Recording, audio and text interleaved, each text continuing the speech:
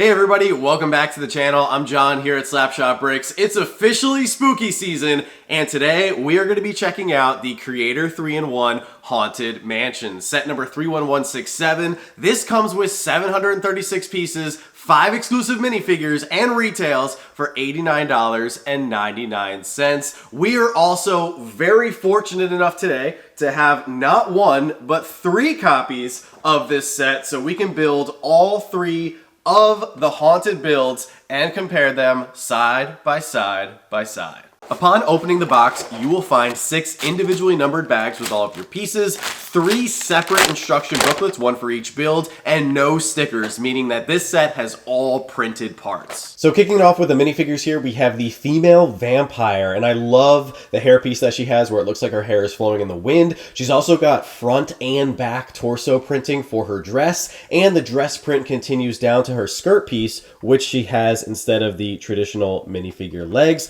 She also has a really evil looking face on the other side of her head, which is just fantastic. Next up we have the skeleton, and he, in my opinion, barely qualifies as a minifigure. No printing, no alternate face or anything, but he's a nice inclusion to this Creator 3-in-1 set, especially since it is Halloween themed. Next we have the werewolf, which looks very menacing with all those teeth showing. I love the ripped jacket that he has on his torso, which is printed on the both front and back. He also has ripped jeans on his legs, and I also noticed that the werewolf head is the exact same mold that we just saw for the werewolf Spider-Man that recently came out for the Spider-Verse CMF series. Next up we have my personal favorite minifigure from this set with Frankenstein's monster. He's got great printing on both the front and back of his torso, no leg printing. However, the highlight for this minifigure has to be the accessory piece that you add onto his head, which gives it the proper shaping for the classic Frankenstein that we all know and love. And last but certainly not least, we have the Ghost, which is a huge deal that they included him in this set because we haven't seen any of this style Ghost in 10 years since the Monster Fighters line retires. And yes, ladies and gentlemen, he does have a glow-in-the-dark cape. So after approximately 1 hour of building, here we have the Haunted Mansion, which was not a complicated build whatsoever. So regardless of your building experience, I'm pretty confident that most people would be able to handle this set, but let's take a look at all the details and its features. So I'm going to start by giving you guys a nice 360 spin of the set while it's in the closed position, and then with the second spin here, we can actually open it up via the hinge brick and clip at the bottom to reveal everything that's going on inside. We'll get inside in just a moment, but let's take a look at the front and see what's going on here. So going from left to right in the front yard here, we have a little cemetery with the headstones. I particularly love the little skeleton hand that appears to be reaching up from beneath the dirt. That is awesome. Behind the cemetery on the first floor, we have the first of many windows that are boarded up with this printed wood panel tile piece. This little detail right here really adds to the vibe that this is a haunted house. Moving over to our right, here are the steps leading up to the front door, which does open. Coming over to our far right, we have some nice part usage to create the scary tree. And I don't know about you guys, but I would not want to walk up to a house with those eyes staring back at me. So now we're going to move up to the second floor, and for the purpose of what I want to show you next, I'm going to close off the build like this because there is a little ghost that lives on the second floor and likes to stare out the window as such to scare anybody who may be coming up to the Haunted Mansion. Thanks to a technic element that sticks out on the side of the build, if you rotate the gears, the little ghost can move over to the side window or choose to stare back out the front window, or you can hide him altogether, but this is one of the best features that the build has to offer, and I think it's great. On the other side of the outside of the second floor, we have 2 more windows here that, as you can see, are both boarded up, and one window even has a nice vine piece to give it some more detail. And if we rotate the set 90 degrees, you'll see, yet again, another window on the second floor that's been boarded up. Now it's time for another 90-degree rotation so we can check out all of the interior details. So as you guys can see, the interior space is not much. There's only a few places where we can put our minifigs, but let's go over the highlights. All the way to the right, we have a grandfather clock, and for the purposes of this review, I've briefly removed this pillar so you can all have a better look at the clock. There is a Technic mechanism on the outside of the house, which when turned allows you to swing the pendulum of the bottom of the clock, which is great. Coming to the center, we have one printed tile of the lady vampire, who is one of the minifigures included in this set, and then to the right, we have a picture of this exact Haunted Mansion build. Now coming over to the far left, we do have some interior space. There is enough room for us to place a minifigure back there in front of one of the main windows. To our very left, we have two hats on the table, a pirate hat as well as a conductor's hat, which are going to be very useful for the other two alternate builds. Moving on up to the second floor, we have a small dresser as well as the corner where our little ghost friend likes to hang out. And the final noteworthy item to point out here is this beautiful grand piano, which is on the second floor. There is a seat where you can place one of your minifigures if you should so choose. However, that's pretty much it as far as the interior goes. And now that you all have seen the interior, the build once again folds up just like that. The last part of the build here is the separate front gate, which is a nice side build, and you could place it wherever you would like in front of your haunted mansion. I just wish that it was attached to the main part of the build in some way. So now that you have all seen the haunted mansion, it's time to grab another copy of this set so we can build the next haunted model. So unlike the main build, we unfortunately cannot go by the numbered bags. Therefore, we need to dump everything out as per the instruction manual here. I've elected to divide up everything by tile, small plate, large plate, all of our small and medium brick. Here's all of our slope pieces as well as our miscellaneous parts. Doing so like this should allow us to build the alternate version here of the haunted train much faster. After about an hour of building, here we have our haunted train, which is one of the official alternate builds for this set. Unlike the haunted mansion though, with the haunted train, we are left over with quite a few pieces, but let's take a look at all the details that this alternate build has to offer. Let's start off with a quick 360 spin of the build, and then we'll get into all of the positives as well as the negatives. The first thing that I really like with this build is the pilot wedge constructed on the front of the train here, which can move slightly side to side to help clear a path for our haunted train. The build also makes great use of these 2x2 circular plates to make it look like there are wheels on the bottom of the train. The build also utilizes the 2x2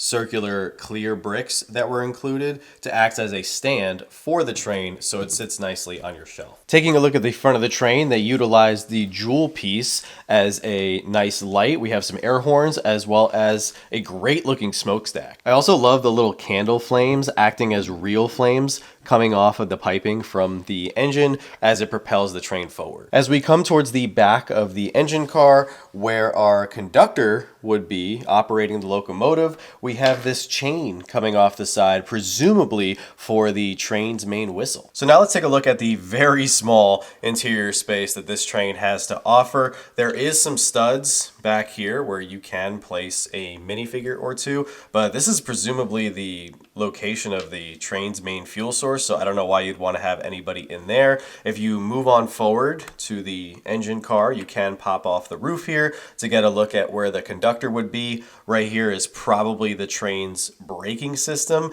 but other than that, not much going on, which is kind of disappointing because we do have 4 other minifigures included in this set that I would love to be able to put into the train. And that's probably why the designers chose to use some of our leftover parts to create a little train station where presumably our other minifigures could wait for the haunted train to arrive. Now, I do really like this side build. However, what is the point of even having it so all of our extra minifigures can just wait for a vehicle to pick them up that they don't even fit on? So even though I love the idea of having a haunted train as an alternate build for this set, not having the adequate room within the build to place all of these great minifigures is a huge letdown for myself. If the designers were somehow able to take the remaining parts and construct one passenger car for this train, I think it would have been a game changer in terms of display, in terms of storytelling possibilities, and in terms of just playing with the set. I think you're really limited in what you can do with this set and the minifigures just because it's so small. So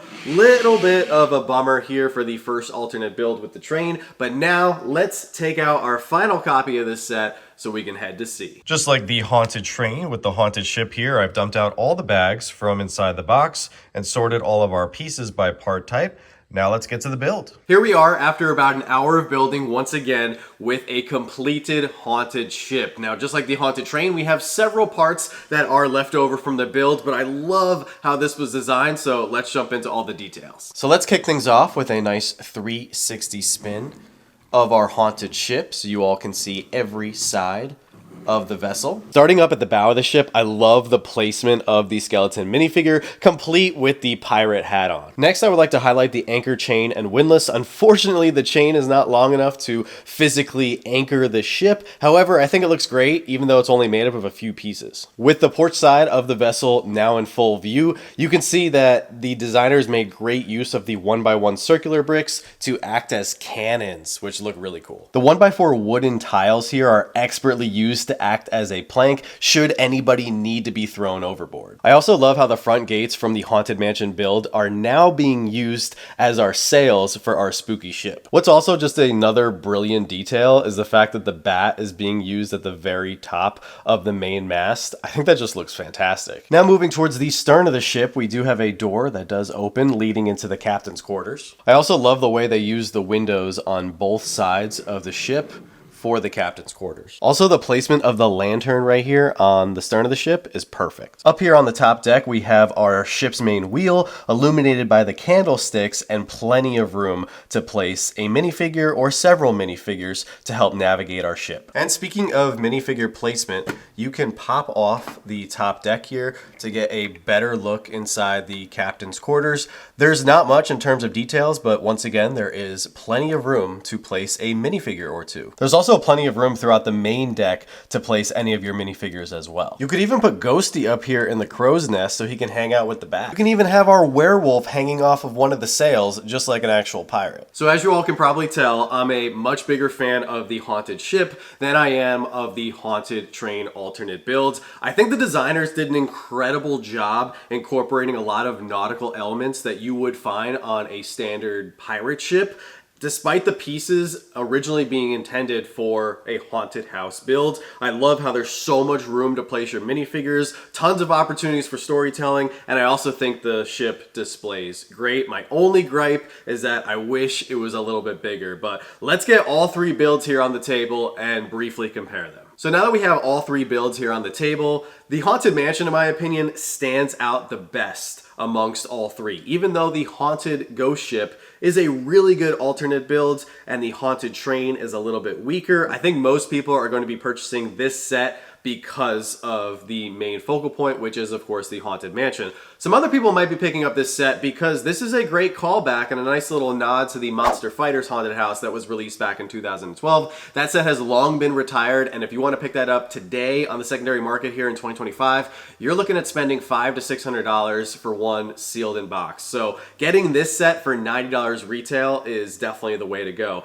I also think that $90 retail is a fair price for this set, considering you're getting some great minifigs, no stickers, and potentially 3 hours of build time. And I think the designers did an incredible job with this set in taking the same exact parts and creating 3 distinctive models. I also just want to take a moment here and thank our channel members for the extra funds, which allowed me to purchase 2 additional copies of this set for today's video. Without your support, I wouldn't be able to do videos like this, so I am very grateful to you all. If you would like to sign up and become a channel member, you can do so with the join button down below. You'll get some extra perks, and I'm just very grateful for all the support. Speaking of more cool videos, I have several planned surrounding this specific set for the remainder of October here. There are already several awesome rebrickable builds that fellow designers here in the LEGO community have come up with. So if there's a specific rebrickable design with this set that you would like to see me build here on the channel, definitely let me know down in the comments section below. Also, while you're there, let me know which one was your favorite build from today's video, the Haunted Mansion, the Haunted Ship, or the haunted train.